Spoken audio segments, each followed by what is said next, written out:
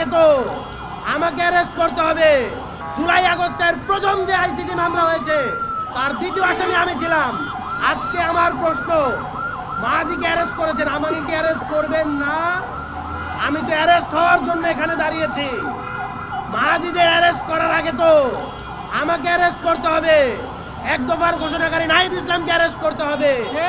আপনারা যে তারেক রহমান দেশে আসছে, বিএনপি দাবি করছে তারেক রহমান জুলাই গণ অভ্যুত্থানের পক্ষে ছিল, তাদের নেতাকর্মীদেরকে মাঠে যাওয়ার ঘোষণা দিয়েছে, তাকে গ্রেফতার করতে হবে। ডক্টর শফিকুর রহমানকে গ্রেফতার করতে হবে। আসিফ মাহমুদকে গ্রেফতার করতে হবে। এদের গ্রেফতার না করে কেন মাহাদিদের দিকে চোখ?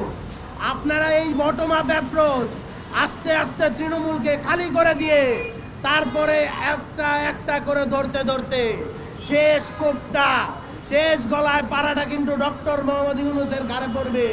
ইউনূস, এইটা আপনি ভুইলা যায়েন না। অ্যান্টি স্লিপারি টেকনোলজি ও সফট টেক্সচার টাইল, নরম ঘাসের স্পর্শ, সাপোর্ট গ্রাস ম্যাট, নান্দনিকতার ছোঁয়া।